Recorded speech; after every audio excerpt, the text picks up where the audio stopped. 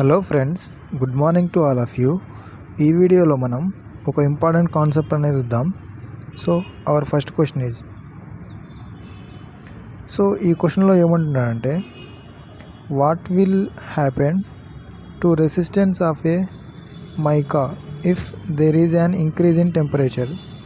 So మనకు materials అనేవి ఉంటాయి. సో మనకు టోటల్ ఎలక్ట్రికల్ ఇంజనీరింగ్లో ఎన్ని టైప్స్ ఆఫ్ మెటీరియల్స్ ఉంటాయంటే 3 టైప్స్ ఆఫ్ మెటీరియల్స్ అనేవి ఉంటాయి.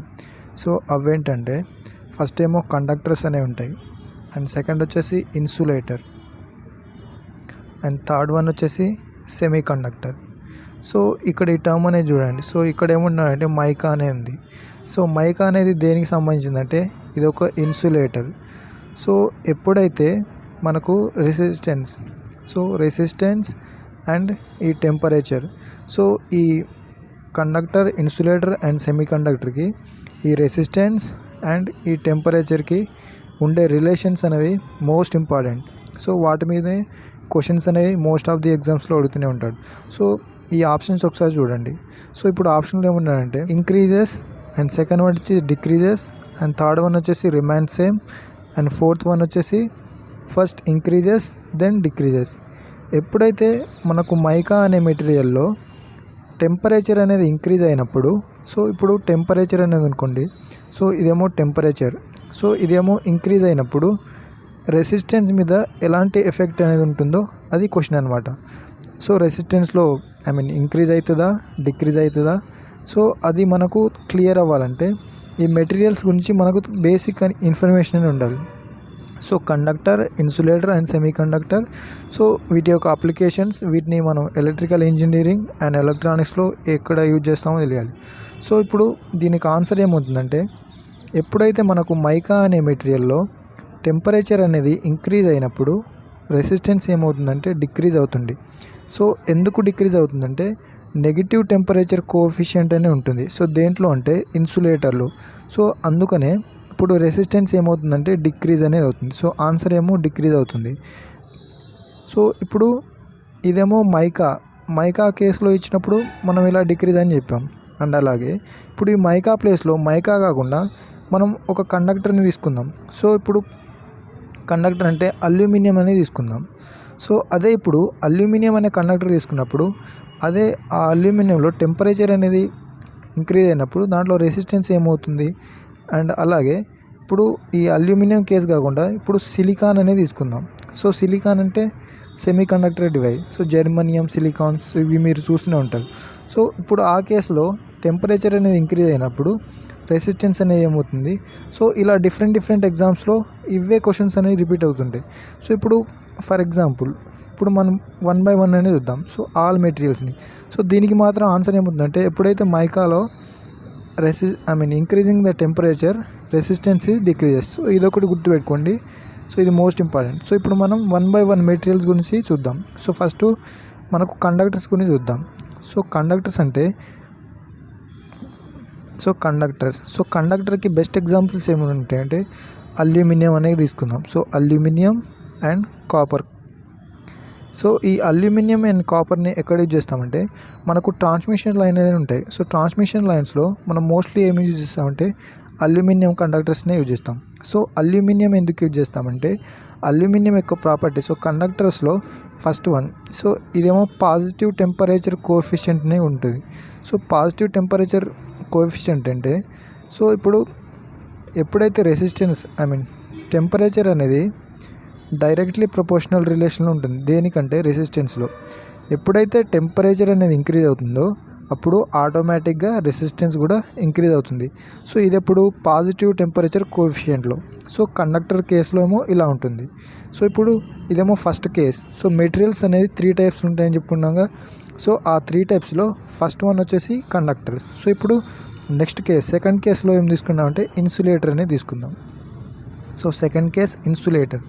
సో ఇప్పుడు ఇన్సులేటర్స్కి బెస్ట్ ఎగ్జాంపుల్ ఏమేమి ఉంటాయంటే, సో ఇప్పుడు మన క్వశ్చన్లో చూసుకున్నట్టు సో మైకా కానివ్వండి, అండ్ మీకు ఇన్సులేటింగ్ మెటీరియల్స్ అంటే paper. So mica papers and ఇవి. సో ఇప్పుడు మనకు మైకా అనేది ఉంది. సో మైకాని తీసుకుందాం. సో మనకు మైకా యొక్క ప్రాపర్టీ అనేది ఏముంటుందంటే ఇదేమో good good for heating purpose. So ఇదేమో హీటింగ్ పర్పస్లో good conductor and bad conductor for electricity.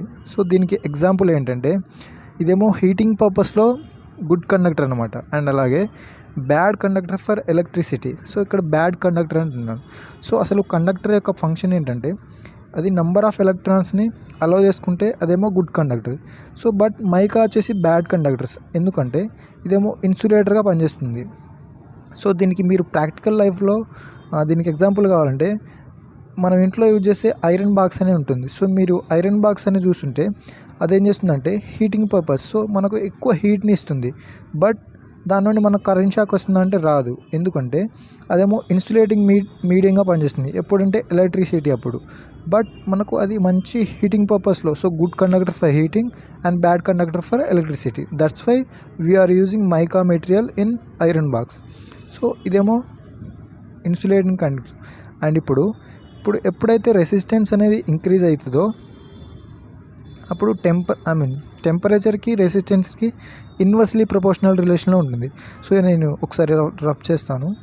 So ఎప్పుడైతే రెసిస్టెన్స్ టెంపరేచర్ అనేది ఇంక్రీజ్ అవుతుందో అప్పుడు రెసిస్టెన్స్ ఏమవుతుందంటే డిక్రీజ్ అనేది అవుతుంది, ఎందుకంటే ఇది ఇన్సులేటింగ్ మీడియంస్లో ఇన్వర్స్లీ ప్రపోర్షనల్ రిలేషన్ అనేది ఉంటుంది. సో ఎప్పుడైతే టెంపరేచర్ అనేది ఇంక్రీజ్ అయిందో అప్పుడు రెసిస్టెన్స్ ఏమవుతుందంటే డిక్రీజ్ అనేది అవుతుంది. సో ఇదేమో సెకండ్ కేస్. సో ఇన్సులేటర్స్ కేసులో, సో ఇన్సులేటర్కి మన best example mica and paper. So ఇవి ఇన్సులేటింగ్ మీడియంస్ మనం ఇవి మీకు తెలిసే ఉండాలి.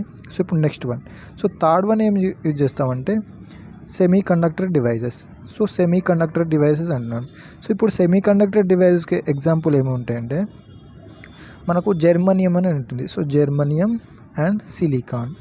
సో వీటిని మనం ఎక్కడ యూజ్ చేస్తాం? సో వీటికి యొక్క ప్రాక్టికల్ లైఫ్లో అప్లికేషన్స్ ఏంటంటే మనం మ్యానుఫ్యాక్చరింగ్ దేనికంటే ఎలక్ట్రానిక్ డివైజెస్ అనేవి ఉంటాయి. సో ఎలక్ట్రానిక్ డివైజెస్ అంటే మనకు డయోడ్స్ అనేవి ఉంటాయి. సో డయోడ్స్లో కానివ్వండి, సో ఇదేమో డయోడ్ అనుకోండి, అండ్ ట్రాన్సిస్టర్. సో ఇదేమో ట్రాన్సిస్టర్. సో దీన్ని ఏమంటామంటే ఎమిటరు, బేసు, అండ్ ఇది వచ్చేసి కలెక్టర్.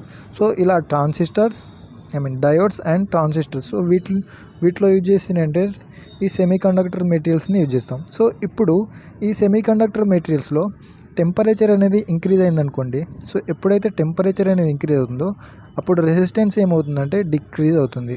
సో దీనికి కూడా ఇన్వర్స్లీ ప్రపోర్షనల్ రెసిస్టెన్స్ అనే ఉంటుంది.